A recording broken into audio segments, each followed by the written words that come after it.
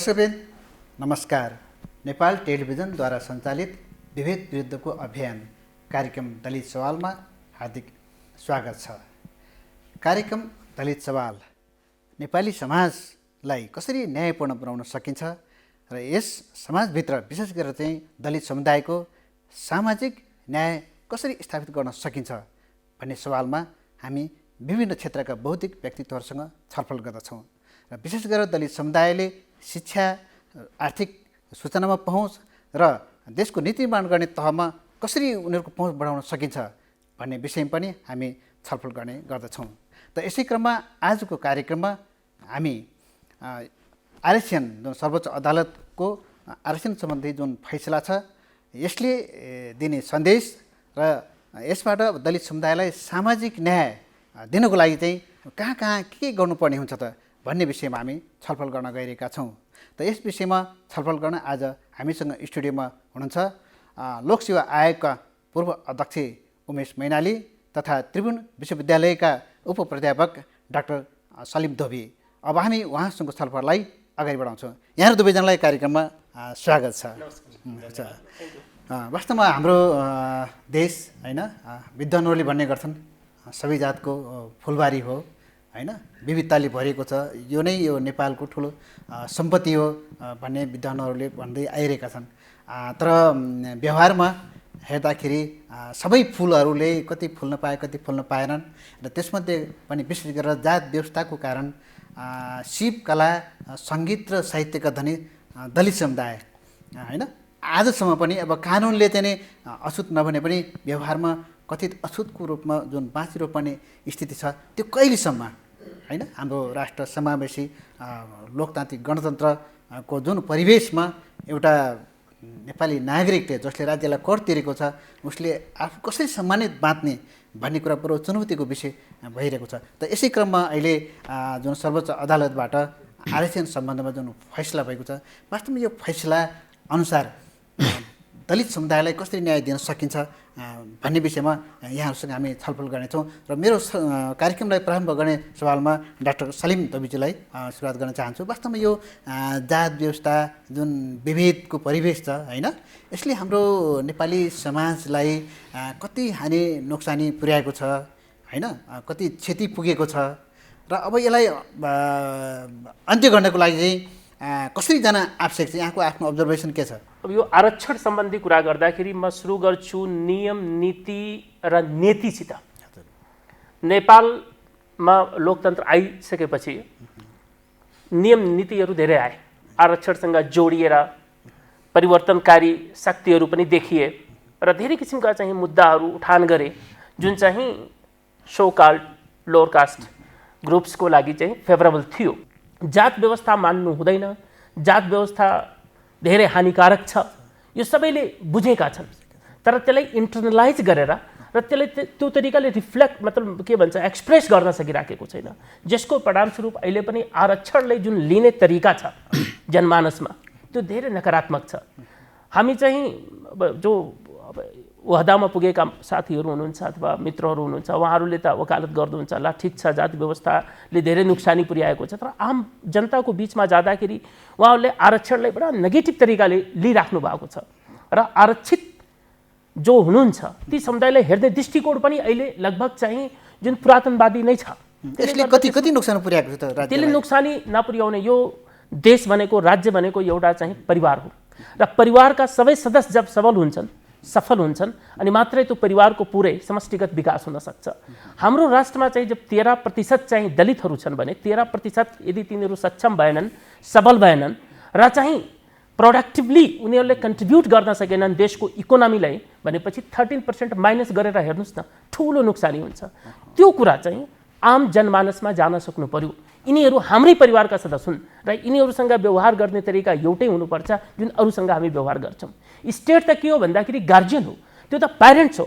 प्यारेन्टलले दिने जुन चाहिँ केयर हुन्छ प्रत्येक बच्चालाई एउटै खालको हुनुपर्छ, एकै नासको हुनुपर्छ, त त्यो भइराखेको छैन। जसको परिणामस्वरूप के छ त भन्दाखेरि त्यो 13% जुन छन्, 13% जुन छन्, जुन प्रोडक्टिभ फोर्स हो, जसले चाहिँ जुन यो मार्क्सवाद, लेनिनवाद, दुनियाँको वादको कुरा गर्नुहुन्छ, जुन पोलिटिकल पार्टिजहरू हुनुहुन्छ, उहाँहरूले जुन कुरा गर्नुहुन्छ, यसमा दुईटा स्ट्रक्चर छ, बेस स्ट्रक्चर र सुपर स्ट्रक्चर। बेस स्ट्रक्चरमा रहेका दलितहरू हुन्, उनीहरूले प्रोडक्सन गर्छन्, तर त्यो प्रोडक्टिभ फोर्सलाई चाहिँ के भइराखेको छ भने चाहिँ उपेक्षा गरिएको छ। जसको परिणामस्वरूप के छ भन्दाखेरि यहाँ सुपर स्ट्रक्चरमा मात्रै रमाइरहेका साथीहरूले के गर्नुभएको छ भने एकदम उपेक्षित गर्नुभएको छ, मार्जिनलाइज गर्नुभएको छ, जसको परिणामस्वरूप के छ भने देशको इकोनोमी नै फस्टाउन सकिराखेको छैन। उमेश मैनालीज्यू, अब यो सवाललाई यहाँले कसरी हेर्नु भएको छ? वास्तवमा जात व्यवस्थाले हाम्रो नेपाली समाजलाई कतिको नोक्सानी पुर्याएको छ? जातको फुलबारी होइन, हामीहरूको अहिले भन्नु 127 त हामी जाति भन्छौँ, 123 भाषाभाषी भन्छौँ। यो सबै फुलहरू फुलेको बगैँचा मात्रै सुन्दर हुन्छ हो, कुनै मुर्झाएको कुनै यस्तो बगैँचा राम्रो हुँदैन। त्यसैले के हुन्छ त भने सबै जाति नेपाली नागरिकहरू भइसकेपछि त्यसलाई भेदभावपूर्ण व्यवहार गर्नु हुँदैन, समान व्यवहार गर्नुहुन्छ भन्ने तर्कहरू आयो। पछिल्लो तर्क त त्योभन्दा पनि चर्को छ, त्यो होइन, समानताको व्यवहार मात्रै होइन, सकारात्मक विभेद समेत गर्नु पर्यो। किनभने एउटा 20औं शताब्दीमा आएको राजनीतिक एउटा वाद आयो, विचार आयो। त्यो विचारले के भन्यो, विशेष गरी फ्रान्समा, विभिन्न देशहरूमा, त्यसले के भन्यो त भने यो अपर्च्युनिटी छ नि, त्यसमा इक्वालिटी हुनुपर्छ, अवसरमा समानता। तर पछि के त्यसले सिद्ध गर्यो त भने अवसरमा समानता दिएर असमानहरू समान हुँदैनन् होइन। पुटिङ दि लास्ट फर्स्ट भन्छ हाम्रो एउटा फर्मुला, पछाडि परेकोलाई पहिलो नम्बर प्राथमिकता दिने। त्यसो भएको हुनाले के भयो त भने त्यो बहिष्कृत गरेको वर्ग अहिले नै समान व्यवहार गर्नासाथ माथि आउँदैन र केही समयको लागि उनीहरूलाई प्लेग्राउन्ड बनाए, लेभल मिलाइदिने र बराबरी भएपछि नि त्यो हटाइदिने। यस कारणले गर्दा यी विभिन्न खालका इन्क्लुसिभ पोलिसीहरू आयो। अहिले पनि जस्तो खुलाभन्दा आरक्षण कोटाबाट आएकोलाई कम योग्य होइन, असक्षम भन्ने त्यस्तो खालको विशेष गरेर महिला र दलितहरूलाई त्यसरी हेर्ने गरिन्छ भने यहाँले के प्रश्न पार्नु पर्ने? एउटा त खुला र आरक्षण कोटाको निर्वाचन के अरे छनौट प्रक्रिया, पाठ्यक्रम होइन, विधि के हो? एउटै हो कि फरक फरक छ? एउटा त्यो। अनि अर्को चाहिँ यो आरक्षण कोटाबाट आएका कम असक्षम छन् भन्ने जुन भ्रम छ, यसलाई कसरी चिर्ने? एकदम लोकसु आएको कोर्स एउटै छ, यो संयुक्त परीक्षा नै हुन्छ। रिजल्ट गर्ने बेलामा मात्रै हामी छुट्याउँछौँ। जस्तो रिजल्ट गर्ने बेला हामी के गर्छौँ भने एउटा लिस्ट निस्क्यो पास हुनेहरूको, अन्तर्वार्ता ल्याउँ, त्यहाँबाट पनि मेरिट बन्यो। अनि त्यसमा हामी के गर्छौँ भने पहिले हामी खुलापट्टि छुट्याउँछौँ। खुलामा 10 चाहिन्छ भने 10 जना बढी नम्बर ल्याउने खुलाको, त्यहाँभित्र दलित पनि पर्न सक्नुहुन्छ। अनि त्यसपछि हामी कहाँ जान्छौँ? महिलामा क्रमशः आउँछौँ। त्यसपछि हामी कहाँ जान्छौँ? जनजातिमा। त्यसपछि पर्सेन्ट अनुसार हामी तल झर्दै जान्छौँ। तल जाने अब मेरो आफ्नो अनुभव के छ त भने अघि न उहाँले सङ्केत गरे ठिकै हो, हामीले 40% नआएकोलाई सिटै रिक्त राखिदिन्छौँ। यहाँहरूले लोकसेवाको रिजल्ट हेर्नुभयो भने 75-76 र 76-77मा दुईवटा उसको रिपोर्ट हेर्नु होला। त्यहाँ चाहिँ तपाईँ न्याय सेवाका सर्टेन शाखा अधिकृत पदहरू दलितको खाली छ हो। अनि 1 वर्ष अगाडिको विज्ञापनमा एउटा सिट आयो परराष्ट्रमा खुलामा, उपसचिव, त्यो दलित कोटामा थियो हो। दलित कोटामा थियो र दलित कोटाबाट चाहिँ हामीले ल्याउँ 17-18 जनाले जाँच दिनुभयो, तर कसैको पास मार्क आएन र त्यो खाली नै रह्यो। त्यो अवस्थामा के अब हुन्छ त भन्नु होला भने लोकसेवाको प्रचलन चाहिँ लोकसेवाको कानुनले दिएको चाहिँ हामी त्यसलाई फेरि नेक्स्ट इयर त्यही क्याटेगोरीमा राख्छौँ। सांस्कृतिक रूपमा पछि परेको वर्गहरू एकैचोटि त्यो अहिलेको हाम्रो टेस्टिङ त्यहाँ पनि केही गल्ती छ होला नि, कोर्समा गल्ती होला अथवा उनीहरूलाई चाहिँ फेभरेबल छैन, केही त होला नि। त्यो पहिलो कुरो चाहिँ पेपर र पेन्सिलको जाँचले मात्रै कोही व्यक्ति योग्य र अयोग्य हुँदैन। पहिलो कुरो पेपर र पेन्सिलको मात्रै परीक्षाको कुरा गर्ने हो भने चाहिँ त्यो पर्सेन्टेज छ नि पास हुनेहरूको, त्यो चाहिँ ग्याप छ। जस्तो भनौँ 40 नम्बर% आउने चाहिँ आरक्षणमा पास हुन्छन् भने 56-57% ल्याउने व्यक्तिहरू उता ओपनमा पास गरेर हुन्छ। त्यसैले गर्दाखेरि त्यसलाई मात्रै आधार मान्ने हो भने चाहिँ तपाईँको चाहिँ नि मेरिटको लागि चाहिँ ल यो त कम ऊ भयो भने, मेरो लजिक त के हो भने एउटा थ्रेसहोल्ड क्रस नगरी पासै हुँदैन। पास भएन भने त्यो पद रिक्त हुन्छ र अर्को वर्ष त्यही क्याटेगोरीमा हामी राख्छौँ। तेस्रो वर्ष पनि त्यो भएन भने अनि त्यो खुलामा जान्छ। अहिलेको सिस्टम यो हो।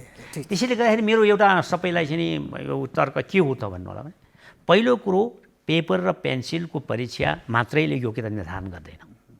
हामीलाई चाहिएको क्रस कल्चरल अन्तर सांस्कृतिक सक्षमता हो जुन चाहिँ सबै वर्गको व्यक्तिहरू ब्युरोक्रेसीमा आएपछि मात्रै हुन्छ। तेस्रो कुरो यो वर्ग ऐन उहाँले अलिकति सङ्केत गर्नुभयो हामीले आरक्षण किन ल्याउँछौँ त भने सोसल जस्टिसको लागि होइन। सलिम त त्यो एउटा जस्तै सरले भन्नुभयो नि रणनीति मात्रै हो त्यो त एउटा हामीले एउटा चाहिँ गन्तव्य चाहिँ तय गरेका छौँ त्यहाँसम्म पुग्नु छ त्यो इक्वालिटी जुन छ नि मेन्टेन गर्नको लागि इक्विटी यहाँ हामीले चाहिँ समतामूलक समाज भन्छौँ जुन जस्तै दुईवटा अनइक्वेल्सको बिचमा चाहिँ फाइट हुन सक्दैन। त्यसकारण अनइक्वेल जो छन् अथवा जो अलिकता कमजोर छन् ती साथीहरूलाई अगाडि लिएर जानको निमित्त चाहिँ हामीले के गर्नुपर्छ त्यहाँ चाहिँ त्यो त्यसरी रिजर्भेसनलाई ल्याइएको हो। 15 वर्ष 20 वर्ष 50 वर्ष कति लाग्न सक्छ। जति हामी ओपन भयौँ जति हामी चाहिँ लिबरल भयौँ त्यति चाँडै नै यो चाहिँ उपलब्धि हामी प्राप्त गर्न सक्छौँ भन्ने कुरा सबै मानिसमा हुनुपर्छ।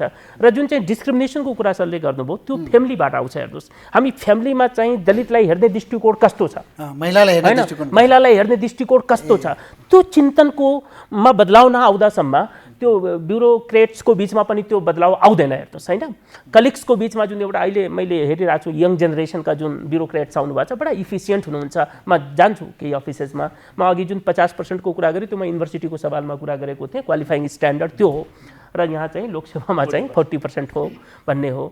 त्यसले गर्दा त्यो पर्सेप्सन चेन्ज गर्नु आवश्यक छ। र एउटा म अरू के कुरा यहाँ कोट्याउन खोजेको भन्दाखेरि जुन जाति व्यवस्था छ नि जाति व्यवस्था त्यो जाति व्यवस्थामा चाहिँ को तला छ को माथि छ को के छ यसमा बढी हामीले पढाउने काम पनि गर्छौँ कि हाम्रो सिलेबस पनि त्यस्तै खालको छ कि बच्चाहरूको चाहिँ त्यो जन्मिने बित्तिकै उसले जब नर्सरी क्लासदेखि सुरु गर्छ अनि उसको दिमागमा के हुन्छ भनेपछि यो फल्नु दलित यो जात यो थर भएको यो हो। अब मेरै बच्चाहरू चाहिँ उनीहरू खान लेख्छ। हेर्नुहोस् मेरो श्रीमतीको चाहिँ सरनेम उनीहरूले एडाप्ट गरेको छ किनभने धोबी लेख्यो भने उनीहरू इन्सल्टेड फिल गर्छ भनेर त्यो एडाप्ट गरेको छ। मेरो मिसेज चाहिँ खान हो। अनि उनीहरू त्यहाँ क्लासमा गइसकेपछि बच्चाहरूले व्यवहार गर्ने तरिका तिमीहरू के पाकिस्तानको हो अथवा भारतको हो भन्ने चाहिँ त्यो हुन्छ बच्चाहरूको। टिचरले पढाउने क्रममा पनि चाहिँ त्यो टाइपको अलिकता चाहिँ पुरातनवादी टाइपको चाहिँ जुन हुन्छ नि शिक्षण प्रणाली त्यो रहेको कारणले गर्दा चाहिँ अलिकता आमूल परिवर्तन आएको छैन। त्यही गएर पछिल्लो क्रममा चाहिँ उनीहरू जब चाहिँ ब्युरोक्रेट्स हुन्छन् अथवा चाहिँ कहीँ अफिसियल्स भएर जान्छन् त्यो बेला पनि त्यो रिफ्लेक्सन त्यसको देखिन्छ। हेर्नुहोस् त्यो त्यसका हामी रुटदेखि नै चेन्ज ल्याउनु जरुरी छ। अवश्य मेरालजी अब यहाँलाई हाम्रो धेरै दर्शकहरू को अब सुझाव पनि छ। यहाँलाई चाहिँ सोध्नुपर्ने प्रश्न एउटा जस यहाँ अध्यक्ष हुँदाखेरि 2076 साल जेष्ठ 15 गतेको निर्णय यहाँले जसले चाहिँ अब 9000 स्थानीय तहमा चाहिँ 9000 कर्मचारीको विज्ञापन गर्दाखेरि चाहिँ नि त्यसमा चाहिँ विशेष गरेर चाहिँ दलितहरू अपाङ्गहरूलाई ठुलो नोक्सानी भएको भन्ने कुरो आइरहेछ र लगभग 371 सिट दलितको हुनुपर्नेमा जम्मा 30वटा सिट मात्रै दलितले पाएको हुनाले यसरी अन्याय भएको भन्ने कुराहरू आइरहेछ भन्दाखेरि यहाँ त्यो अब त्यो नीतिगत रूपमा यहाँको आफ्नो लोकसेवाको आफ्नो नीतिले हो कि अथवा सरकारको निर्णयले हो कि किन त्यस्तो अप्रिय निर्णय भयो त्यसले चाहिँ लोकसेवालाई पनि धेरै अविश्वास सिर्जना गर्यो यसको प्रश्न पाइदिनुहोस् न के छ। नेपालको संविधानले के भन्यो 761 वटा कतिवटा सरकार अनि स्थानीय सरकार सम्बन्धी ऐन एकचोटि पढ्नु होला। त्यसमा के भन्यो भने यी छुट्टै सरकार हुन् यसका छुट्टै ब्युरोक्रेसी हुन्छ यसको प्रमोसन त्यहीँभित्र हुन्छ हो। त्यसकारण के भयो त भन्नु होला भने ती सबैको छुट्टै हिसाब गर्नुपर्ने भयो। यद्यपि हामीलाई नेपाल सरकारले रिक्वेस्ट गरे हुनाले हामीले एकचोटि जाँच लिइदियौँ। त्यो कस्तो छ भने त्यो लिने भने प्रदेश लोकसेवा आयोगले हो। प्रदेश लोकसेवा आयोग गठन नभएको कारणले हामीले ल्याएको थियौँ। अब हामी अर्को विषयमा जान्छौँ। विशेष गरी अहिले चाहिँ अब धेरै जसोको यो लोकसेवामा आरक्षण कोटामा एकजना व्यक्तिलाई एकपटक मात्रै आरक्षण दिनुपर्छ भन्ने जुन तर्क चाहिँ होइन धेरै आइरहेछ र सम्भवतः यहाँको पनि त्यो तर्क होला होइन। तर के देखिन्छ मानव अब दलितको लागि होइन अब अहिले चाहिँ नि उसले उपसचिवमा दियो होइन तर उपसचिवमा दिएपछि उसले सहसचिव लड्न पाउँदैन भनेपछि त सहसचिवमा लड्नलाई मान्छे त्यो खालको योग्य सक्षम व्यक्ति तयार भएको छैन भन्दाखेरि कसरी न्याय भयो। यो त ग्याप भयो। यसको विकल्प के हुनसक्छ किन यस्तो तर्क आयो यो पनि नबुझेको कुरो। फेरि म यही स्पष्ट गरेँ ए भन्ने व्यक्ति शाखा अधिकृतमा उसैले खान्छ दलित कोटामा उपसचिवमा उसैले खान्छ दलित कोटामा सहसचिवमा उसैले खान्छ दलित कोटामा साथीको भाग खाएन अर्कोले पाउनु पर्दैन होइन अर्को तयार भएको छैन नि त। अनि तयार नभयो भने त त्यो त तयार हुन्छ नि कोही हुँदैन क्यान्डिडेट हुँदैन र भने पक्कै हुन्छ नहुने कुरा अहिलेसम्म हामीलाई त्यो थाहा छैन कि क्यान्डिडेटै नभयो। जस्तो अहिलेसम्म उदाहरणको रूपमा जस्तो मानबहादुर के अब सचिव हुनुहुन्थ्यो उहाँ सचिव रिटायर भइसकेपछि अहिलेसम्म खाली छ कहिले पनि ठेकान छैन भन्दाखेरि यो दलितको हकमा अलि अन्यायपूर्ण भयो कि भन्ने चाहिँ अझ मैले बुझाउन सकिनँ। प्रमोसनमा आरक्षण छैन, पहिले बुझ्नुपर्ने यो खुलामा हो। खुला प्रतियोगितामा तपाईँको आरक्षणमा कुनै चाहे सहसचिव होस् चाहे उपसचिव होस् चाहे त्यसमा क्यान्डिडेट नपाउने भन्ने हुँदैन। त्यस कारणले गर्दा के भनिएको हो त भने एउटा कुरा भनौँ है, अहिले हाम्रो सचिवजी हुनुभयो, नाउँ नलिउँ हो, तराई मुलको हुन्थ्यो, मधेसी मुलको हुनुहुन्थ्यो, उहाँ सबै तहमा एक्लैले खाइनु अहिले सचिव भइसक्नु। अब उसको साथीको भाग खायो, अर्को साथी हुने गयो, हेर्नुहोस् है, अर्को साथीको भाग गयो। त्यसैले आरक्षणको एउटै प्रिन्सिपल के हो भने उसले जब प्रवेश गर्छ उसले आफूलाई फिट गर्नुपर्छ, आफू विकास गर्नुपर्छ, त्यो अर्कोलाई भाग छोडिदिनुपर्छ। अब तपाईँको सबै ठाउँमा मै खान्छु भन्यो भने त अर्को साथीको भाग खाएन, त्यो अर्को वर्गले खान्छु त भनेको छैन नि त्यसलाई। त्यो समुदायबाट भाग खोसेको होइन, एउटै व्यक्तिले नखाओस् भनिएको हो। डाक्टर सलिम उहाँको यो लजिकसित म डिसएग्री गर्छु। के हदसम्म डिसएग्री गर्छु भन्दाखेरि जब राज्यले एउटा लक्ष्य लिएर हिँडेको छ कि यो समुदायलाई हामी ठिक ठाउँमा पुर्याउँछौँ, अनि अहिले तपाईँ त्यो असिस्टेन्ट अफिसर लेभलमा मात्रै चाहिँ तपाईँ आरक्षित उहाँहरूलाई गर्नुभयो, कोटा दिनुभयो, र त्यो व्यक्ति भोलिको दिनमा डिसिजन मेकिङ उसमा चाहिँ बढी मात्रा पोजिसनमा पुग्न सकेन भने लिडरसिपको अभाव हुन्छ दलित समुदायमा। एउटा त्यो हो। अर्को कुरा के हुन्छ भने जुन सरले भन्नुभयो धेरै मान्छे छन्, अरूको भाग खोज्ने कुरा हुन्छ। यहाँ भाग खोज्ने र नखोज्ने भन्ने कुरा होइन, त्यो समुदायको विकास गर्न खोजेका छौँ। जबसम्म उनीहरूले डिसिजन मेकिङ पोजिसनमा पुग्दैनन् उनीहरूले त्यो समुदायको निमित्त अथवा चाहिँ कुनै राम्रो डिसिजन लिन सक्दैनन्। जस्तै अहिले पोलिटिकल पार्टिजको कुरा गर्नुहुन्छ भने कुनै पनि मेजर पोलिटिकल पार्टीमा न दोस्रो तहका नेता न पहिलो तहका नेता कोही पनि छैन दलित समुदायबाट। किन हो त भन्दाखेरि झोला बोकाउने काम मात्रै गरेका छन्। के झोला बोकाउने काम गरेका छन्? एउटा ब्लकको ठेकेदार बनाइदिएका छन् र दलित सङ्घको तपाईँ अध्यक्ष बनाइदिएपछि उनीहरूको लिडरसिपको त विकास भएन। त्यहाँ पनि यो ब्युरोक्रेसीमा पनि लिडरसिपमा नपुगुन् भन्ने सायद त्यो नीति हुनसक्छ। त्यसले गर्दा त्यसमा अलिकता ल 15 वर्ष 20 वर्ष एउटा टार्गेट सेट गरौँ न, त्यसपछि चाहिँ हामी त्यो नगरौँला, त्यसमा रिभ्यू गरौँला, रिभ्यू गरेर फेरि अर्को किसिमको चाहिँ हामी चाहिँ त्यहाँ प्रोभिजन ल्याउँला। तर त्यो केही समयको लागि अहिले यो छोडिदिनुपर्छ कि ताकि उनीहरूको पनि लिडरसिपमा चाहिँ के होस्, पहुँच होस् भन्ने कुरा हो। नत्र ब्युरोक्रेसीमा लिडरसिपकै अभाव हुन्छ, दलित लिडरसिपकै अभाव हुन्छ र त्यो अहिले चाहिँ परिस्थिति त्यही देखाउँछ। सरले भन्नुभयो नि 1-2 पटक चाहिँ यदि चाहिँ दलित कोटाबाट जुन चाहिँ त्यहाँ दिएको हुन्छ कोटा छ त्यसमा यदि क्यान्डिडेट आएन भने फेरि त्यो ओपनतिर जान्छ। अहिले त्यो प्र्याक्टिसले के देखाउँछ भन्दाखेरि धेरै ठाउँमा चाहिँ त्यो यत्तिकै चाहिँ खेरा गएको अवस्था छ। त्यो खेरा नजाओस् भन्नको निमित्त पनि हामी रणनीतिक रूपमा चाहिँ त्यसलाई केही समयको लागि यसलाई व्यवहारमा ल्यायौँ भने मलाई लाग्छ दलित समुदायको एउटा चाहिँ विकास हुन्छ।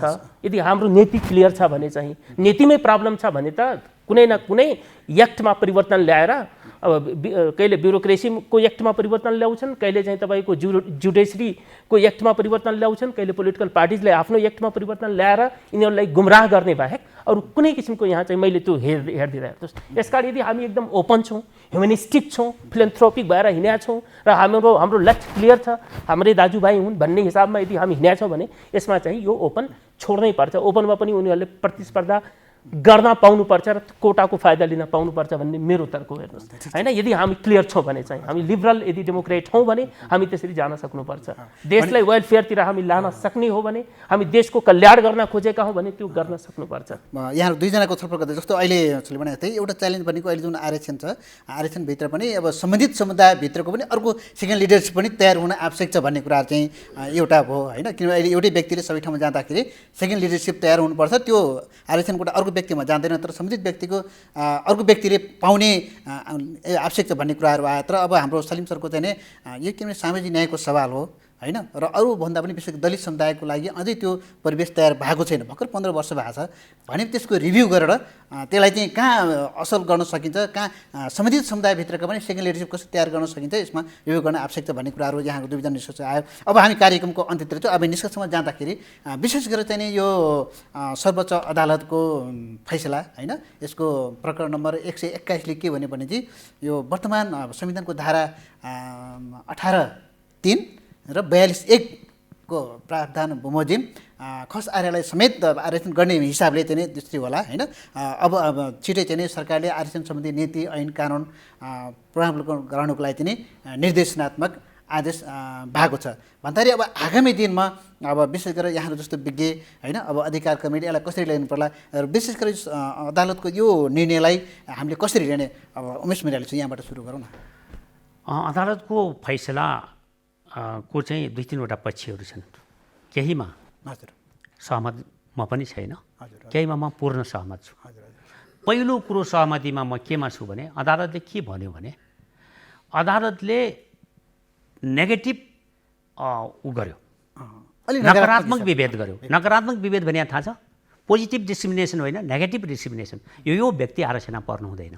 जस्तो मेरो छोरी म लोकसभाको अध्यक्ष नि, मेरो छोरीलाई किन चाहियो आरक्षण? प्रोफेसरकी छोरी, अब सांसदकी छोरी किन चाहियो? यी छुट्याऊ भन्यो पहिले। इन्जिनियरका हुन्, ठुला वरिष्ठ अधिवक्ताको छ, यसलाई छुट्याऊ। त्यो गलत भन्यो त? त्यो त आफै गर्न सक्छ, ऊ आफै योग्य छ, आफै निकाल्नु सकिहाल्छ। त्यो एउटा कुरो नेगेटिभ। यसले के भन्यो भने यहाँ ठुल्ठुला नेताहरू, मन्त्रीकाहरू, सचिवकाहरू यो आरक्षणमा नपर्ने हो। अनि त्यो कुरो मलाई ठिक लाग्छ। त्यो उहाँहरू आफ्नै क्षमतामा आउन सक्नुहुन्छ, अरूलाई हो त्यो सिट। अब अर्को चाहिँ कुरो के भन्यो भने परिवारभित्र एउटा, त्यो चाहिँ म सहमत छैन। परिवारभित्र एउटाले मात्रै आरक्षण पाउने पनि बोलिदिएको छ, त्यो चाहिँ म सहमत छैन। त्यसैले गर्दाखेरि अब हामीले त्यो नियम बनाउँदाखेरि अर्को कुरो के भने यसलाई चाहिँ आर्थिक पक्ष पनि हेर हो, बहसको विषय हो। अहिले चाहिँ तपाईँको परिभाषामा हेर्नु हो भने, संविधानको परिभाषा खण्डमा गएर हेर्नु हो भने सीमान्तकृत समूह भन्नाले आर्थिक रूपमा यो भएको व्यक्ति मान्नुपर्छ भनिदिएकै छ। अनि अरू कुनै दफामा हेर्नु हो भने निजामती सेवा ऐनमा हेर्नु हो भने आर्थिक र सामाजिक दुईटै रूपमा पिछडिएको जाति, दलजाति, दलित अनि त्यसपछि मधेसी हुनुपर्छ भनिदियो हो।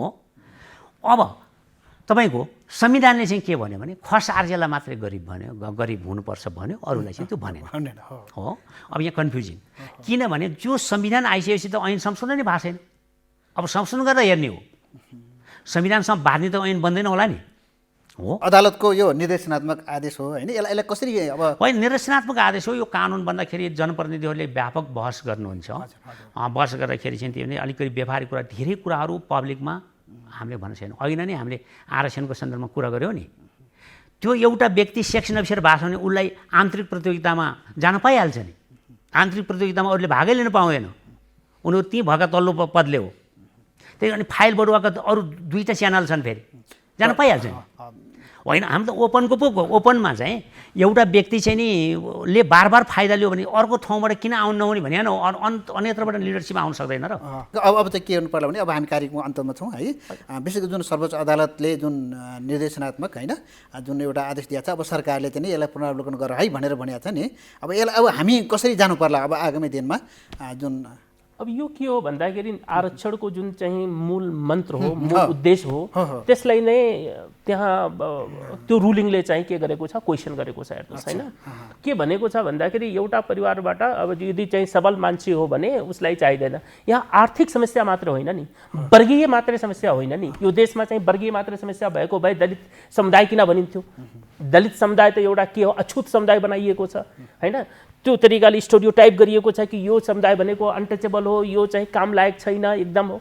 अनि उसको आर्थिक अवस्था मात्रै हेरेर त्यसलाई कम्पेन्सेट गरेर यहाँ हुँदैन। हेर्नुहोस् आरक्षणबाट यहाँ के छ भन्दाखेरि साइकोलोजिकल डेभलपमेन्टको कुरा हुन्छ, कल्चरल डेभलपमेन्टको कुरा हुन्छ, अरू तपाईँको सोसियोलोजिकल डेभलपमेन्टको कुरा हुन्छ। त्यो सबै डेभलपमेन्टको एउटा मान्छेलाई आर्थिक रूपमा म धनी होला, सलिम धनी होला, तर उसको साइकोलोजिकल, उसको चाहिँ कल्चरल, ऊ बाटोमा हिँड्दाखेरि, ऊ समाजमा बस्दाखेरि उसँग त विभेद भएको छ नि त। त्यो विभेदको कम्पेन्सेसन पनि आरक्षण हो। त्यो तर्कलाई यदि हामी मान्ने हो भने चाहिँ त्यहाँनिर त्यो रुलिङ के छ, क्वेसनेबल छ।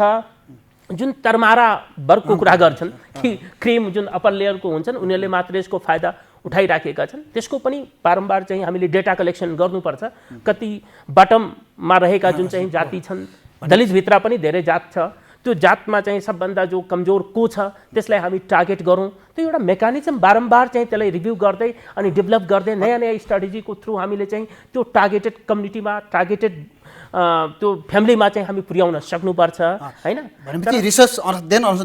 अनुसन्धानको आवश्यकता छ। जस्तै भारतमा के छ त भन्दाखेरि स्टेट अनुसार फरक फरक डेटा लिन्छन् अनि त्यो डेटा अनुसार नै त्यहाँ पर्सेन्टेज पनि फरक फरक टाइपको छ। जस्तै दलित बढी भएको समुदायमा चाहिँ के अरे त्यहाँ पर्सेन्टेज बढाउँछ हैन। जस्तै नेपालको जस्तो छैन, समग्रतामा नेपालमा अहिले चाहिँ एउटा मापदण्ड मात्रै छ, यति % दलित, यति % महिला, यति % चाहिँ के अरे जनजाति, यति % मधेसी भन्ने छ हैन, यति % भनौँ न पछडिएको छ। तर भारतमा के छ, अलिकता फरक छ। मैले यसो हेर्दाखेरि, रिभ्यू गर्दाखेरि, रिसर्च गर्दाखेरि के पाएँ भन्दाखेरि अब उत्तर प्रदेशमा चाहिँ दलितको सङ्ख्या बढी छ भने त्यहाँ दलितको चाहिँ कोटाको सङ्ख्या बढाइदिने, जनजाति कम छन् भने त्यसले घटाइदिने भन्ने त्यो टाइपको त्यो मेकानिजममा हामी जान सक्नुपर्छ। अनि मात्र जस्तै मुसाहर र चाहिँ के अरे डोम बस्ती भएको ठाउँमा चाहिँ अलिकता दलितको सङ्ख्या, त्यसमा त्यो दुईटालाई मात्रै चाहिँ बढी टार्गेट गरेर त्यहाँ पर्सेन्टेज बढाइदिने प्रदेश नम्बर 2 को सवाल आउँदाखेरि हैन। त्यो चाहिँ अलिकता हरेक ठाउँमा फरक फरक हामीले मापदण्ड लिएर अगाडि बढ्यौँ भने लक्षित समूहलाई हामीले फाइदा दिन सक्छौँ यो आरक्षण मार्फत। नत्र एउटा के हुन्छ भने देखाउने दाँत मात्रै हुन्छ हैन, प्र्याक्टिसमा आयो गयो, तर यसले ल्याउने जुन चाहिँ अब्जेक्टिभ यसले मिट गर्न सक्दैन भन्ने मलाई लाग्छ। हुन्छ सर, हाम्रो अब हामी कार्यक्रम अन्त्यमा आइसकेको छ। हाम्रो लगभग समय चाहिँ सकिएको छ र आजको छलफलबाट यहाँहरू दुवैजनाको छलफलको निष्कर्ष के रह्यो भने यो जुन अभ्यास भएको छ, अब सर्वोच्च अदालतको पनि फैसला छ, यसलाई चाहिँ विशेष जनप्रतिनिधिहरूले सरकारले सामाजिक न्यायको हिसाबले रिभ्यू गर्नु पर्यो, अध्ययन अनुसन्धान गर्नु पर्यो र अहिलेसम्म पाखा पारिएका विशेष गरी दलित समुदायले कसरी मेन स्ट्रिममा ल्याउन सकिन्छ, त्यसमा अग्रगामी सकारात्मक हैन विविध अनुसार चाहिँ नि आफ्नो नीति कार्यक्रम ऐन बनाएर कार्यान्वयन गर्नु पर्यो भन्ने आजको हाम्रो छलफलको निष्कर्ष रहेको छ। तर पनि यहाँहरूका अझ आगामी विषयमा पनि धेरै छलफल गर्नुपर्ने चाहिँ आउने दिनहरूमा यहाँहरूसँग पनि हामी छलफल गर्नेछौँ। र आजको कार्यक्रममा यहाँहरू दुवैजनाले आएर आफ्नो महत्त्वपूर्ण विचारहरू प्रस्तुत गरिदिनु भयो, त्यसको लागि चाहिँ कार्यक्रम दलित सवालको तर्फबाट यहाँहरू दुवैजनालाई हार्दिक धन्यवाद दिन चाहन्छु। यहाँहरूलाई पनि धन्यवाद, हामीलाई यो अवसर दिनुभएकोमा यहाँलाई धेरै धेरै धन्यवाद। दर्शकवृन्द, आजको हाम्रो छलफल यहाँहरूलाई कस्तो लाग्यो? आफ्नो प्रतिक्रिया अवश्य लेखी पठाउनुहोला। यस कार्यक्रमलाई नेपाल टेलिभिजनको वेबसाइट www.ntv.org.np मा लगइन गरेर हेर्न सकिन्छ। साथै मोबाइल एप्स र युट्युबमा सर्च गरेर पनि हेर्न सक्नुहुन्छ। त आगामी बुधबार दिनको 1:25 बजे हाम्रो सरकारको अर्को नयाँ विषय लिएर यहाँहरू समक्ष हामी उपस्थित हुनेछौँ। तबसम्मको लागि कार्यक्रम दलित सवालका सम्पूर्ण युनिट यहाँहरूबाट बिदा चाहन्छौँ। नमस्ते।